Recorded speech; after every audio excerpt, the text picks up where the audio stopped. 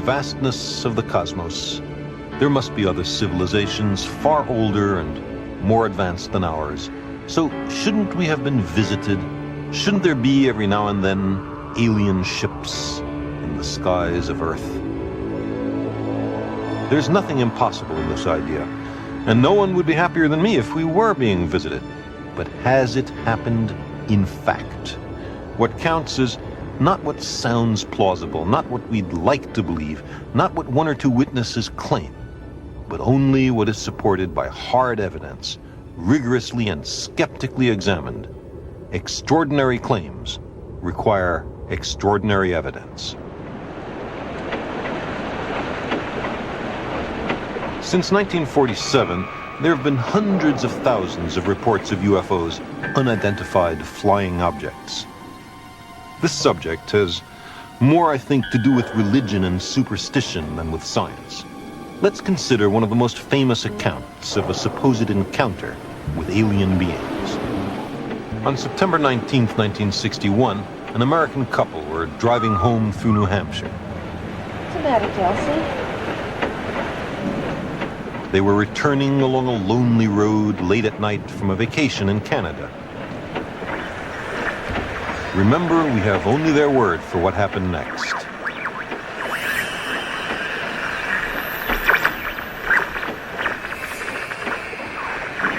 I can't get anything but a static. You still don't believe it, do you? No, I don't. There must be a reasonable explanation.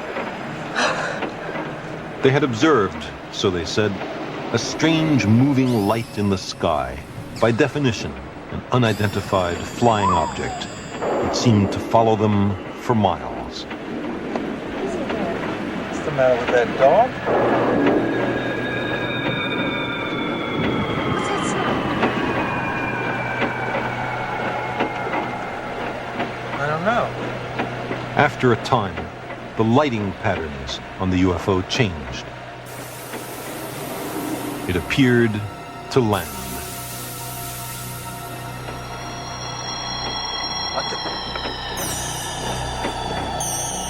It blocked the road, preventing them from driving on.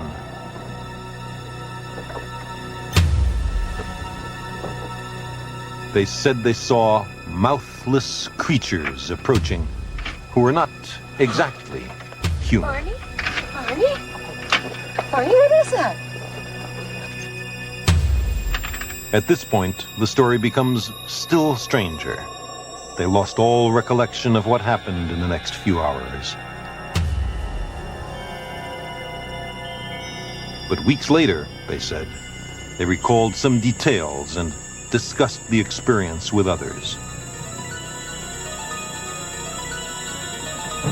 26 months later, under hypnosis, they reported that a UFO had landed and that the crew had emerged.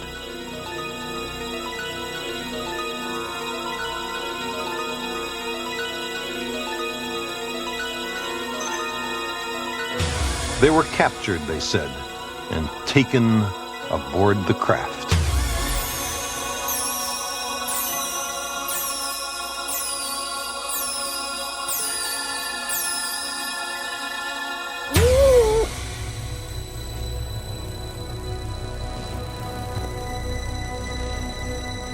That was the story told by Betty and Barney Hill.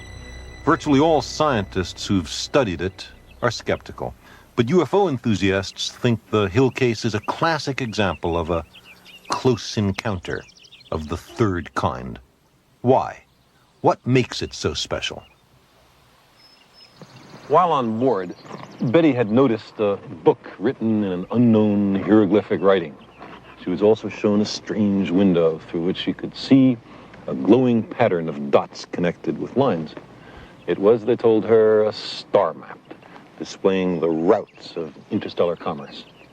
Afterwards, the Hills were released and permitted to return home, or at least this is their story. Now, believers find this account compelling, or at least plausible, chiefly because of the alleged star map. Here's what Betty Hill said it looked like. Now, why would anybody take this seriously? Because here is a real map widely publicized by UFO enthusiasts, of 15 selected nearby stars, including the sun, as seen from one particular vantage point in space. This map includes stars that were first cataloged several years after Betty Hill recalled what she says she saw in the alien ship. Her map required, we are told, information that was not then available on the Earth. There is a resemblance between the two maps, but that's mainly because the lines corresponding to navigation routes have been copied from the Hill map onto the real star map.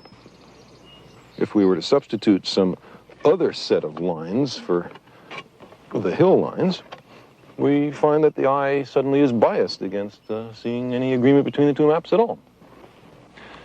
To make an objective test, however, let's remove the lines altogether.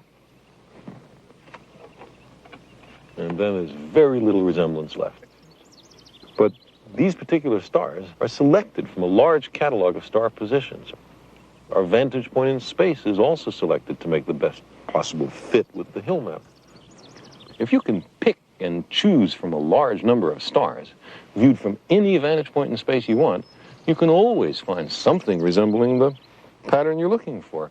I'm surprised that nobody could find a better fit to the Hill map. The Hills' own psychiatrists described their story as a kind of dream. There's no corroborating evidence. The star map argument is worthless.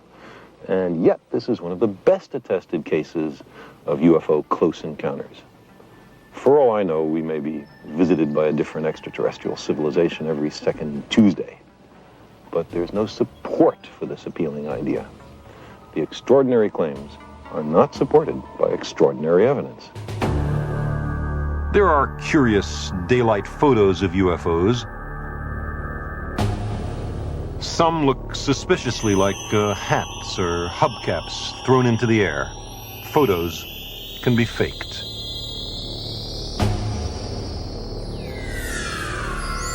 More common are unidentified lights at night. They're often aircraft, but if we can't identify a light, that doesn't make it a spaceship.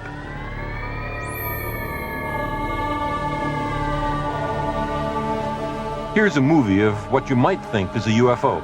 Actually, it's a piece of an asteroid burning up as it enters the Earth's atmosphere.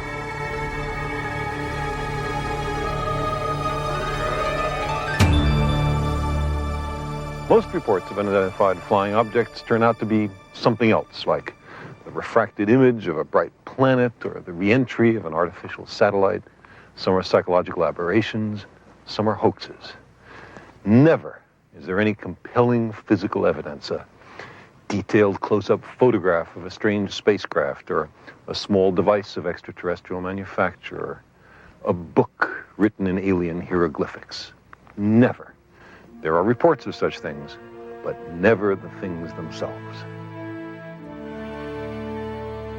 The search for alien civilizations retains its importance despite the striking failure of the UFO evidence.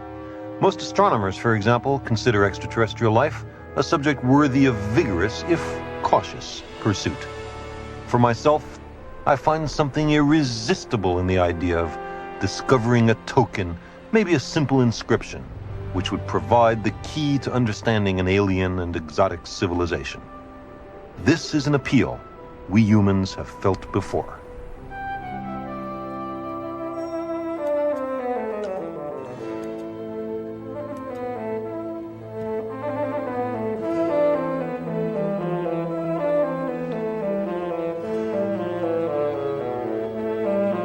In 1801, a famous physicist was the governor of the French province of Isère. His name was Joseph Fourier. On a routine inspection of the schools in his province, Fourier discovered an exceptional 11-year-old boy, Jean-François Champollion. The boy's precocious intellect and remarkable flair for languages had already earned him the admiring attention of local scholars. Fourier, too, was impressed.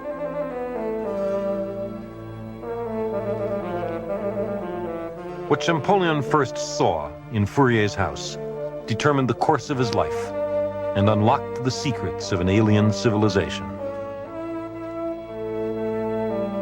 Fourier had recently participated, as one of many scientists, in Napoleon's expedition to the Middle East. He had been in charge of cataloging the astronomical monuments of Egypt. The boy was entranced by Fourier's collection of ancient Egyptian artifacts, the mysterious fragments of a lost world.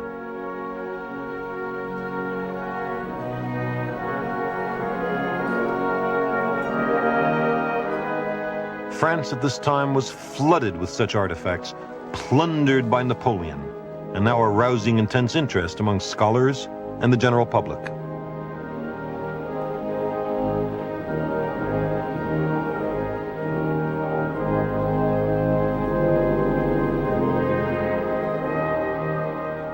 The boy's attention was caught by a specimen of Egyptian hieroglyphics.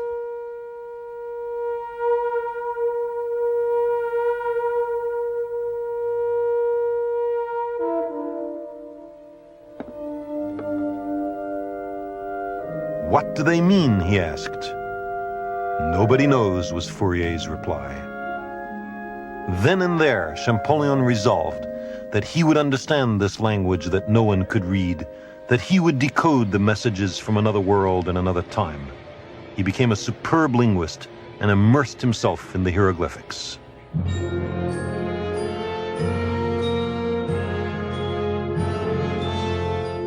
Fourier edited the illustrated description of Napoleon's expedition. The young Champollion studied it hungrily.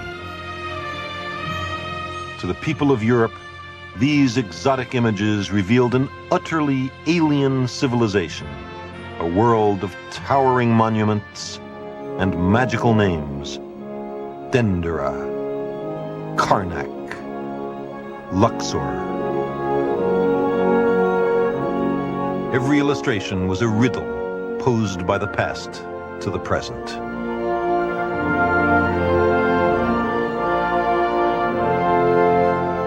And among them were pictures of something called the Rosetta Stone,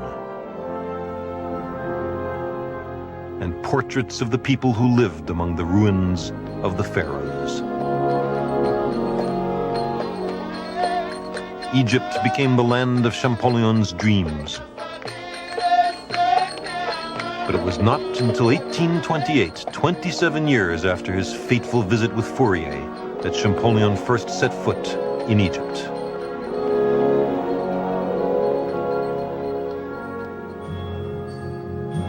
With his companions, Champollion chartered boats in Cairo and sailed slowly upstream, following the course of the Nile.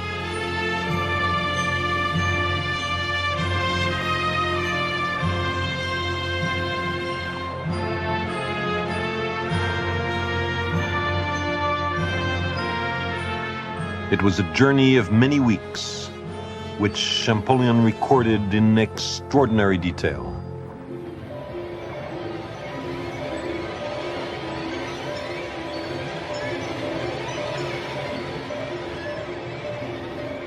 This was an expedition through time, a voyage across the centuries to another world.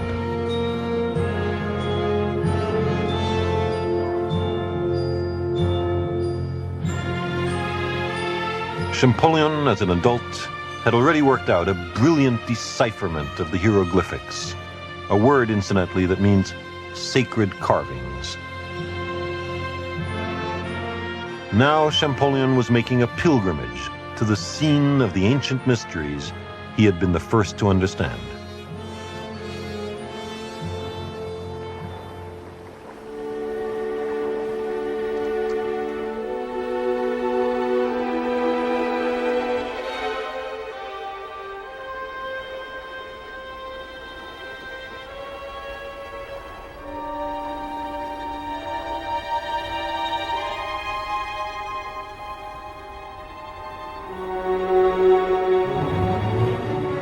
Champollion wrote, "The evening of the 16th, we finally arrived at Dendera.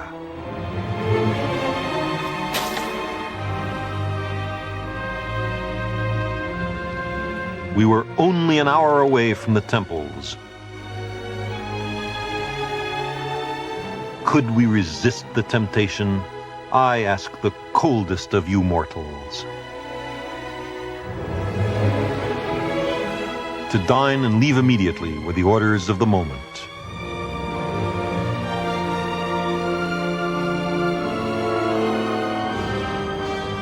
Alone and without guides, we crossed the fields.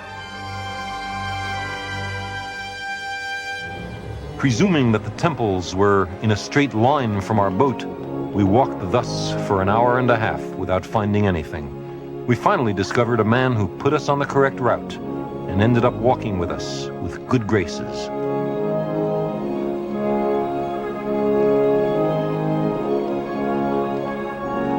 The temple appeared to us at last.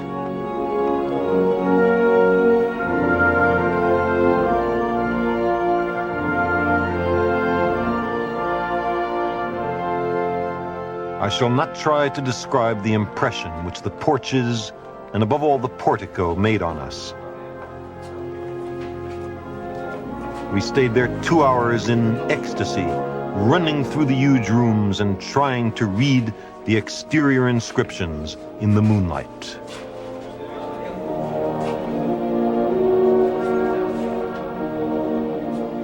It was with no small rapture that Champollion entered the secret places of the temple and scanned the words that had waited patiently through 500,000 nights for a reader. To his brother, Champollion wrote of his joy in confirming that he could understand the writing on these walls. I am now proud, he said, that having followed the course of the Nile to the Second Cataract, I have the right to announce that there is nothing to modify in our letter on the alphabet of hieroglyphics.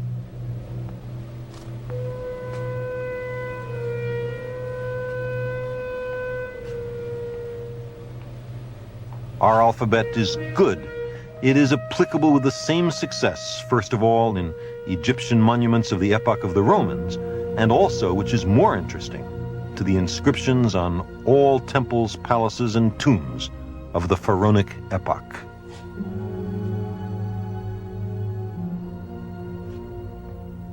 Champollion was overwhelmed by the grandeur which surrounded him. It is the union, he said, of grace and majesty in the highest degree. We in Europe are only dwarfs. No nation, ancient or modern, has conceived the art of architecture on such a sublime, great, and imposing style as the ancient Egyptians. They ordered everything to be done for people who are 100 feet high.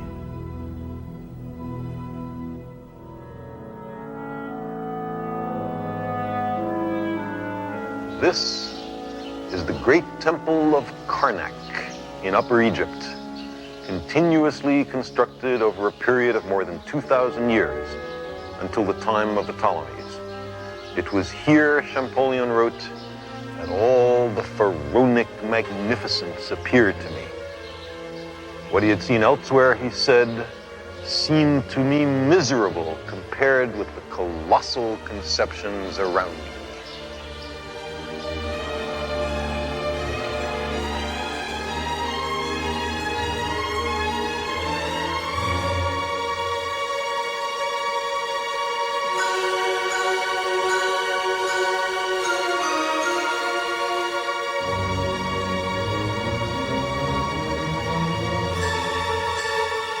On these walls and columns at Karnak, at Dendera, and everywhere else in Egypt, Champollion found that he could read the inscriptions, that his decipherment of a few years earlier had been correct. But how had he figured it out? Many had tried and failed to read the hieroglyphics. One group of scholars thought they were a kind of picture code full of murky metaphors, mostly about eyeballs and wavy lines and animals. Birds, especially birds, lots of birds. There were those who deduced from the hieroglyphics that the Egyptians had been colonists from China. There were those who deduced it the other way around.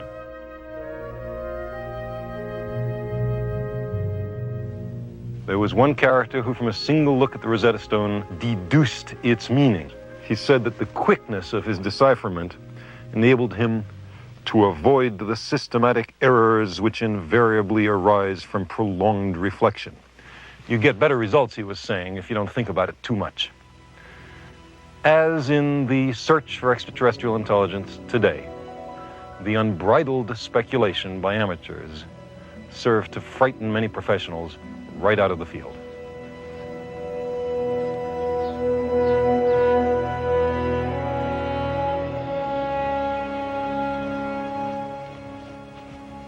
Champollion was not frightened.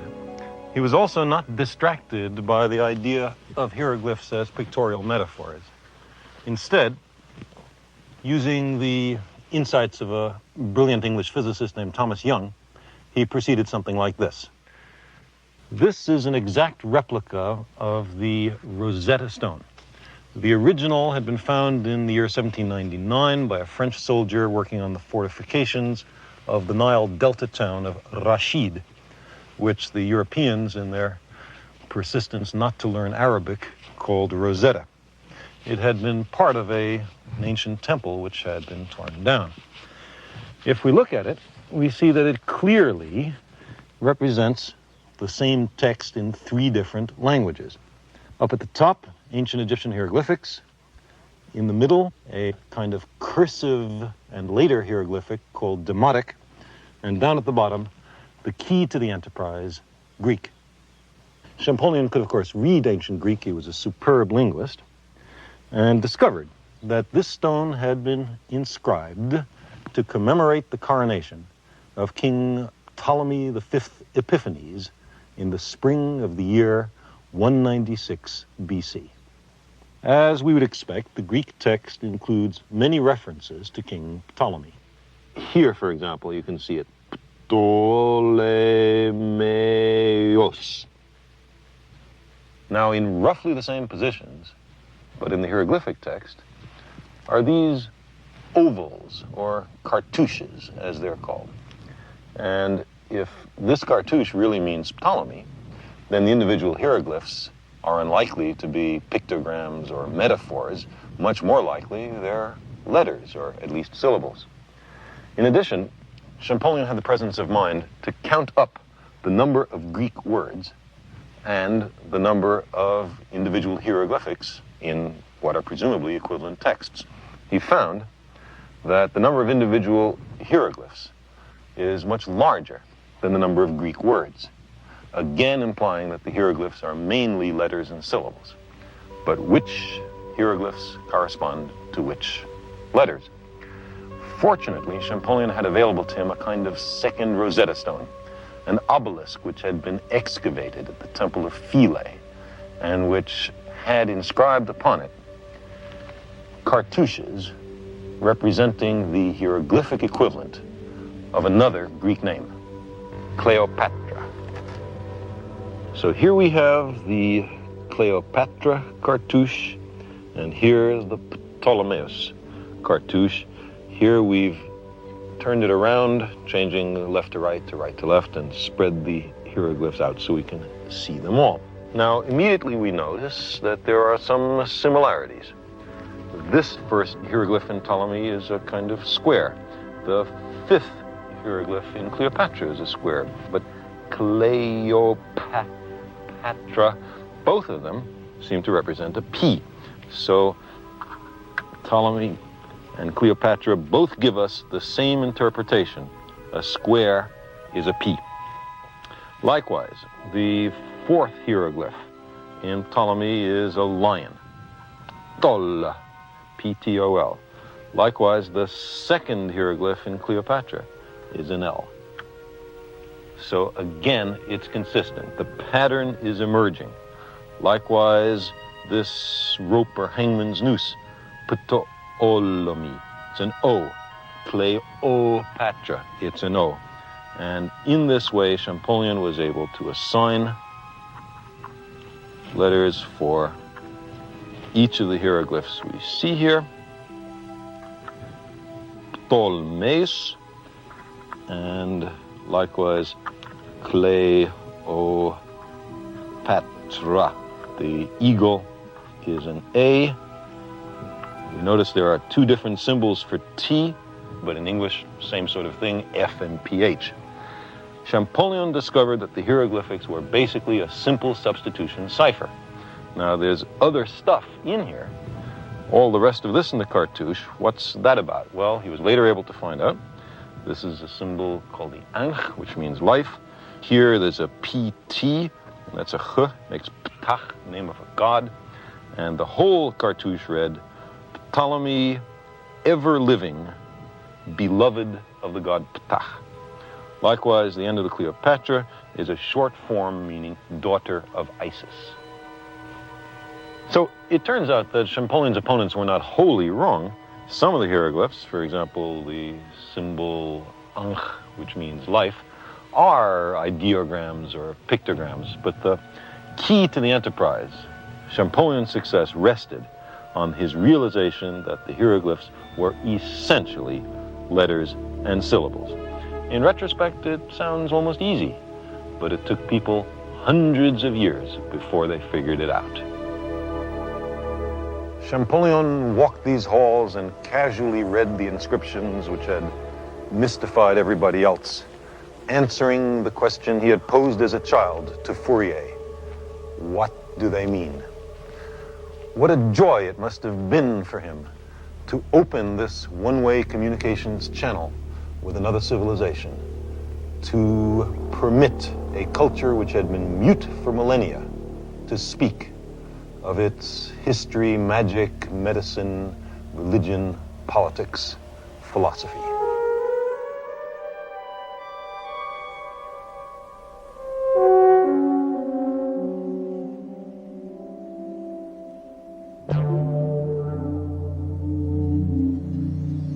Today, we also are seeking messages from an ancient and exotic civilization, a civilization hidden from us not in time, but in space.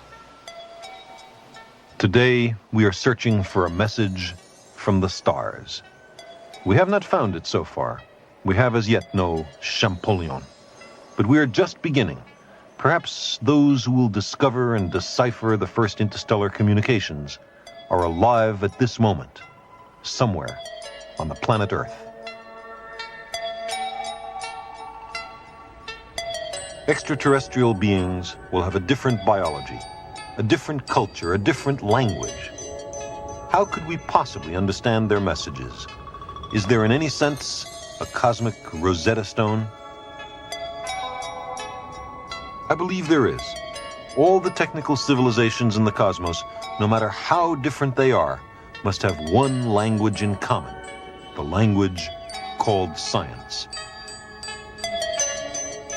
The laws of nature are everywhere the same. Every chemical element has a specific signature in the spectrum. So there are identical patterns in the light of a candle flame on Earth and in the light of a distant galaxy.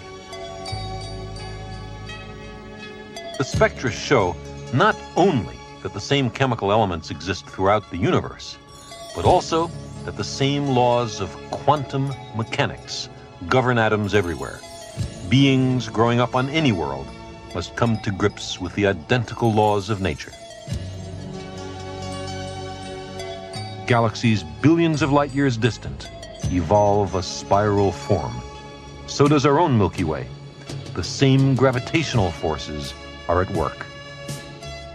And on planets also. There are spiral storm systems on Jupiter. The same patterns are common on Earth. The intelligent beings on every world will sooner or later understand the laws of nature. Someday, perhaps soon, a message from the depths of space may arrive on our small world. If we wish to understand it, we first have to understand science.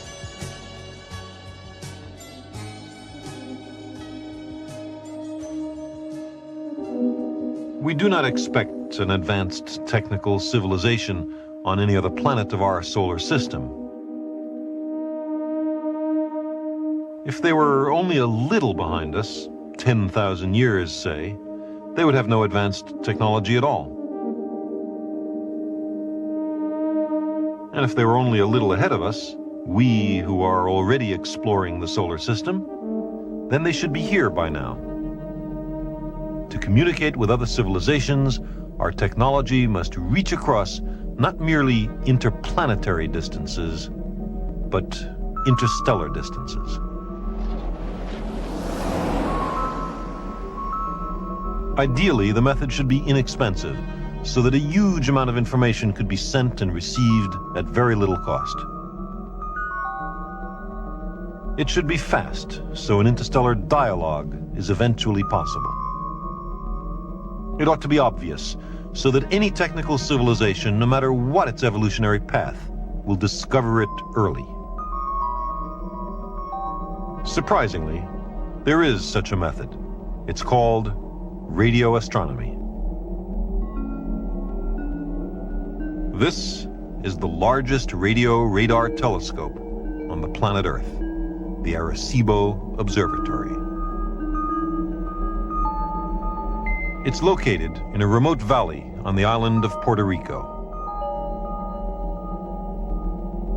It sends and receives radio signals, but it's so large and powerful that it could communicate with an identical radio telescope 15,000 light years away, halfway to the center of the Milky Way galaxy.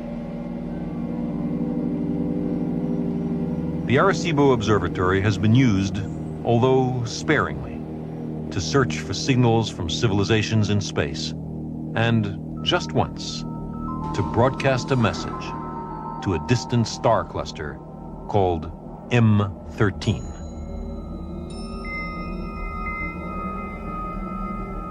But is there anyone out there to talk to? With 400 billion stars in the Milky Way galaxy alone, could ours be the only one with an inhabited planet? How much more likely it is that the galaxy is throbbing and humming with advanced societies. Perhaps near one of those pinpoints of light in our night sky, someone quite different from us is glancing idly at the star we call the sun and entertaining just for a moment an outrageous speculation.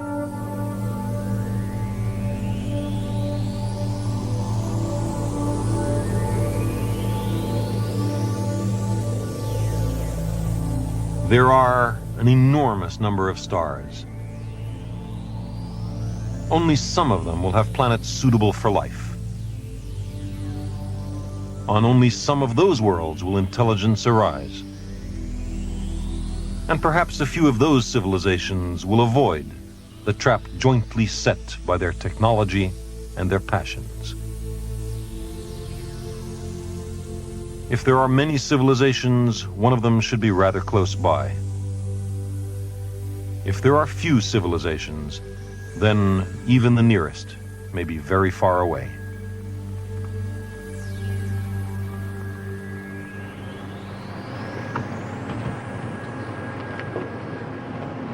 This is one of the great questions. How many advanced civilizations capable, at least of radio astronomy, are there in the Milky Way galaxy? Let's call the number of such civilizations by the capital letter N. It's a number. It depends on many things. It depends on the total number of stars in the Milky Way. Let's call that N sub star. It depends on the fraction of stars that have planets. Let's call that F sub P. It depends on the average number of planets in a given solar system that are ecologically suitable for life. Let's call that N sub E. It depends on the fraction of suitable planets in which life actually arises. Call that F sub L.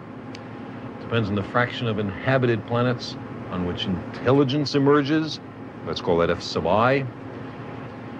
And on the fraction of those planets in which the intelligent beings evolve a technical communicative civilization, call that F sub C. Finally, it depends on the fraction of a planet's lifetime that's graced by a technical civilization, call that F sub L.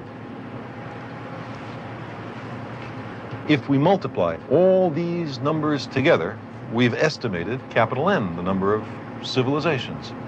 This equation, due mainly to Frank Drake of Cornell, is only a sentence. The verb is equals.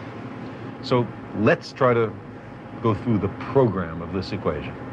By carefully counting the number of stars in small but representative regions of the sky, we find that the total number of stars in the Milky Way is about 400 billion. It's a lot of stars. What about planets? Well, in studies of double stars, in investigations of the motions of nearby stars, and in many theoretical studies, we get a strong hint that many, perhaps even most stars, are accompanied by planets. So let's take F sub p, the fraction of stars that have planets, as a quarter. Then the total number of planetary systems in the galaxy is 400 billion times a quarter, or 100 billion. We'll write down our running totals in red. Now, if each system were to have, say, 10 planets, as ours does, there would be 100 billion times 10, or 1 trillion worlds in the galaxy, a vast arena for the cosmic drama. In our own solar system, there are several bodies that might be suitable for life of some sort. There's the Earth, of course, but there are possibilities for Mars, for Titan, perhaps for Jupiter. If other systems are similar, there may be many suitable worlds per system, but to be conservative, let's choose N sub e equal 2. 2 worlds suitable for life per system. Then the number of planets in the galaxy that is suitable for life would be 100 billion times 2, or 200 billion. Now, what about life? Under very general cosmic conditions, the molecules of life are readily made. They spontaneously self-assemble. It's conceivable that there might be some impediment, like some difficulty in the origin of the genetic code, say, although I think that's very unlikely given billions of years for evolution. On the Earth, life arose very fast after the planet was formed. So let's choose F sub L, the fraction of suitable worlds in which life does arise, as a half. In that case, the total number of planets in the Milky Way in which life has arisen once is 100 billion times 2 times a half, or again, 100 billion.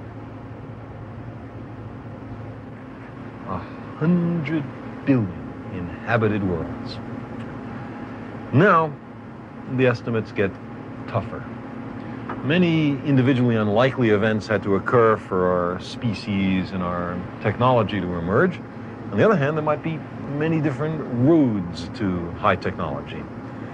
Some scientists think that the path from trilobites to radio telescopes, or the equivalent, goes like a shot in all planetary systems. Other scientists disagree. Let's take some middle ground and choose F sub I as a tenth and F sub C as also a tenth, meaning that only 1%, a tenth times a tenth, of inhabited planets eventually produce a technical civilization.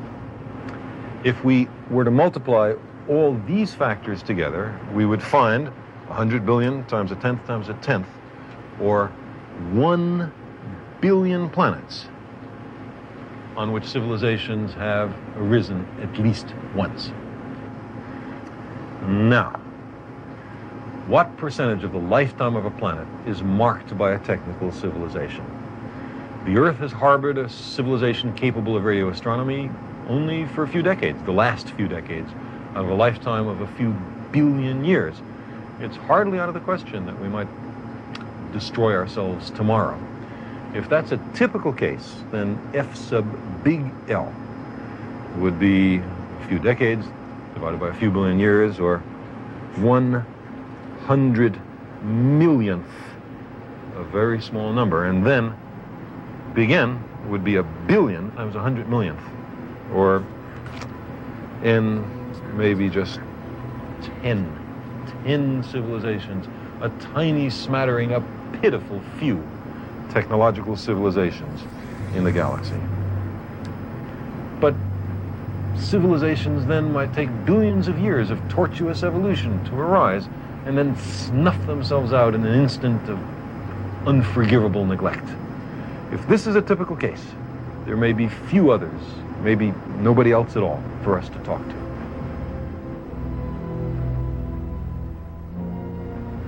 But consider the alternative, that occasionally civilizations learn to live with high technology and survive for geological or stellar evolutionary timescales. If only 1% of civilizations can survive technological adolescence, then F sub big L would be not 100 millionth, but only 100th. And then the number of civilizations would be 1 billion times 100th. The number of civilizations in the galaxy then would be measured in the millions. Millions of technical civilizations.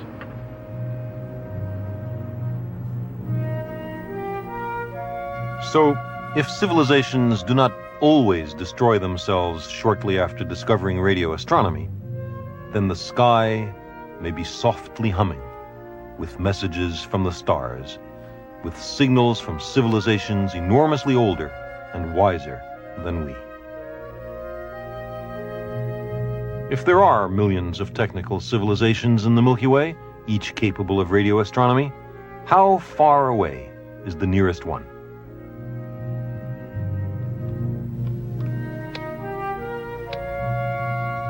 If they're distributed more or less randomly through space, then the nearest one will be some 200 light years away. But within 200 light years, there are hundreds of thousands of stars. To find the needle in this haystack requires a dedicated and systematic search. There are many cosmic radio sources having nothing to do with intelligent life. So how would we know that we were receiving a message? The transmitting civilization could make it very easy for us if they wished. Imagine we're in the course of a systematic search, or in the midst of some more conventional radio observations. And suppose one day we find a strong signal slowly emerging, not just some background hiss, but a methodical series of pulses. The numbers 1, 2, 3, 5, 7, 11, 13, a signal made of prime numbers, numbers divisible only by 1 and themselves. There is no natural astrophysical process that generates prime numbers. We would have to conclude that someone fond of elementary mathematics was saying hello.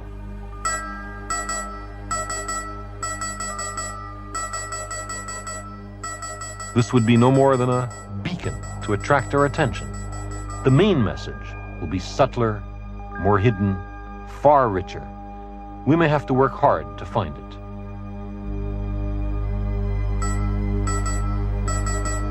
But the beacon signal alone would be profoundly significant. It would mean that someone has learned to survive technological adolescence, that self-destruction is not inevitable, that we also may have a future.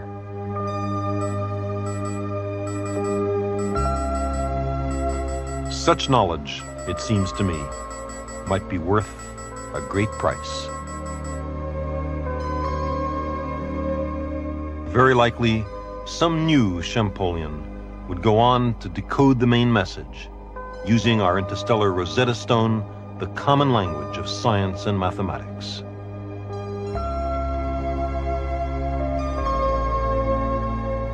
Think of the glories of an exotic civilization far more advanced than we, collected by the great radio telescopes of Earth.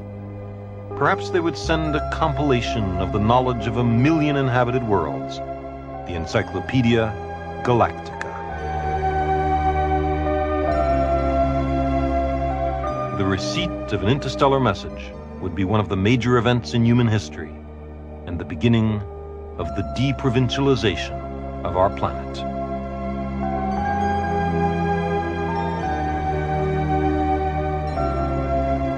A serious and systematic radio search for extraterrestrial civilizations may come soon. Preliminary steps are being taken both in the United States and in the Soviet Union. It's comparatively inexpensive. A search taking decades would cost less than the budget overruns on a single modest weapons system in a single year. Our technology is now fully adequate for this great challenge, but no systematic search program has ever been approved by any nation on Earth. When will we decide to search for what other civilizations there may be in the vast cosmic ocean?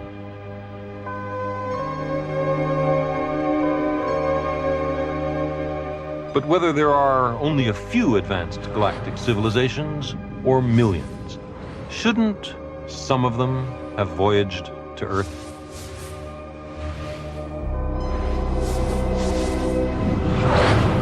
On the one hand, we've argued that if even a small fraction of technical civilizations learn to live with themselves and their potential for self-destruction, then there should by now be enormous numbers of them in the galaxy.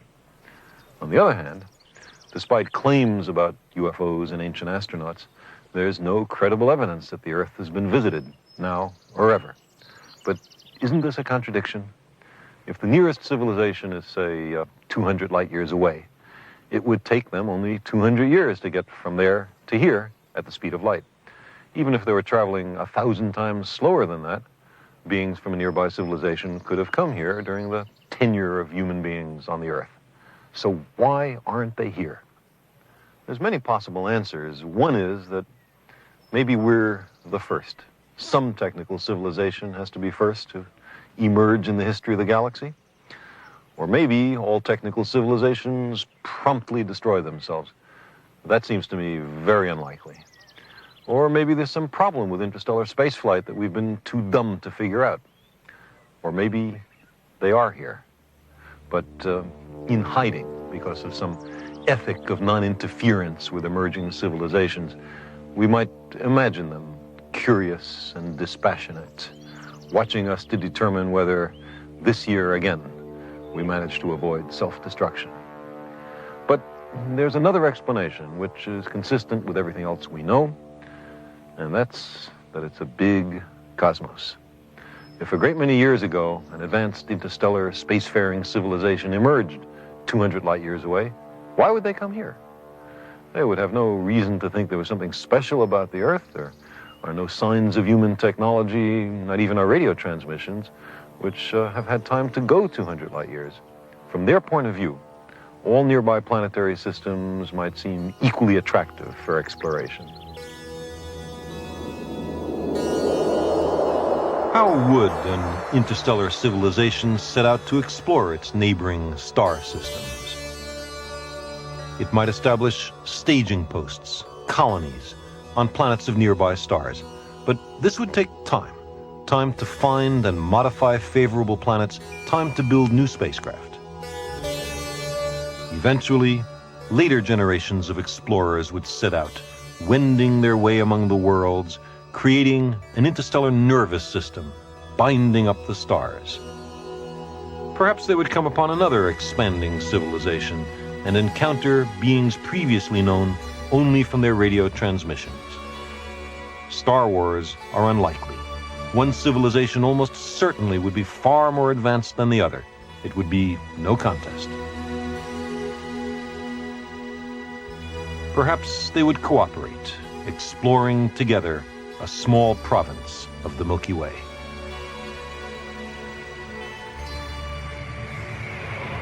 But even nearby civilizations could spend millions of years roving between the stars without ever stumbling upon our obscure solar system. In a galaxy of 400 billion suns, perhaps no one has found us just yet. But advanced interstellar civilizations would know about many worlds, some inhabited, some barren. Perhaps they would share their findings, assembling some vast repository of the knowledge of countless worlds. They might compile an Encyclopedia Galáctica. Suppose we could browse through that encyclopedia.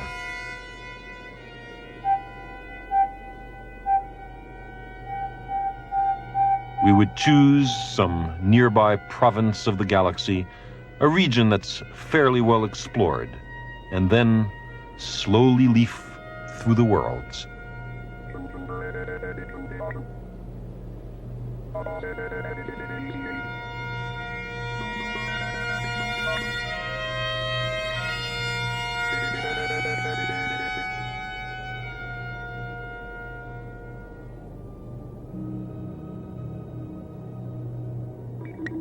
The young Champollion was inspired by reading Fourier's description of Egypt. Imagine the impact on us if we could study a rich compilation of not merely one world, but billions.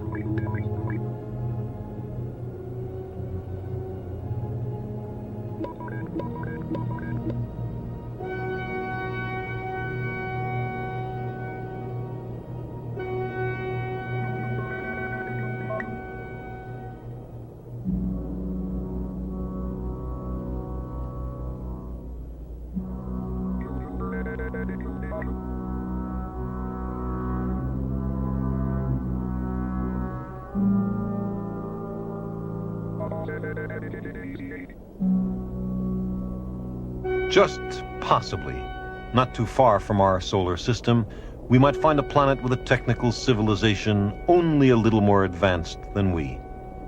Let's look them up in the Galactic Encyclopedia.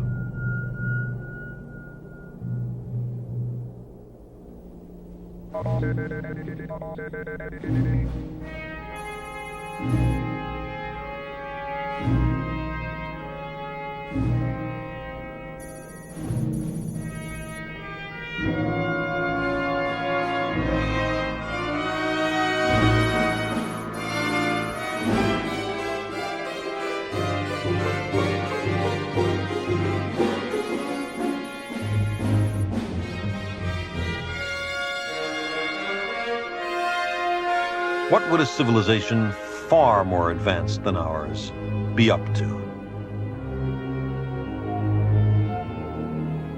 Elsewhere, there may be engineering on a scale that dwarfs our proudest achievements. There may be cultures that disassemble other planets in their system and reassemble them around their world to make a ring or a shell with their planet inside.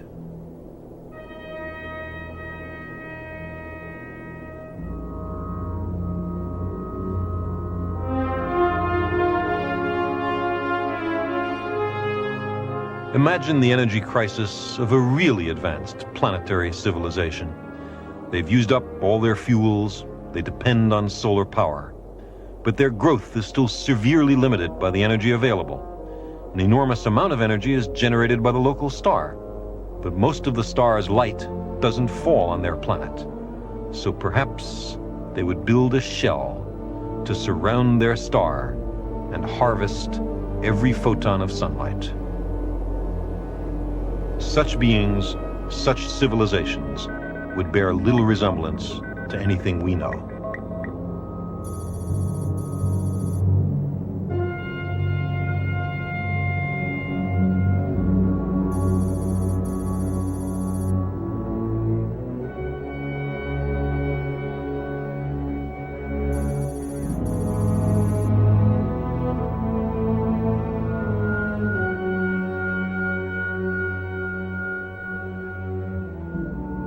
Perhaps someday there will be an entry in the Encyclopedia Galactica for our planet.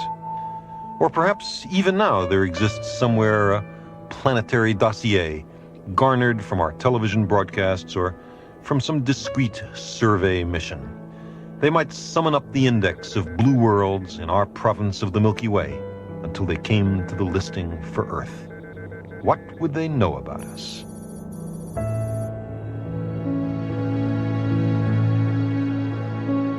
What would they think of us?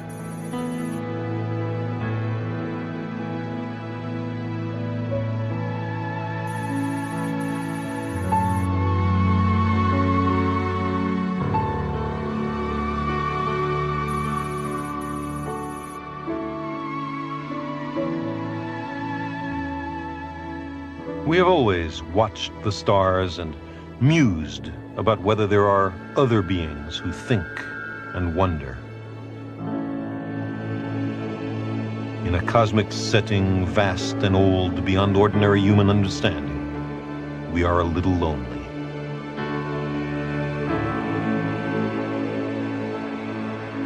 In the deepest sense, the search for extraterrestrial intelligence is a search for who we are.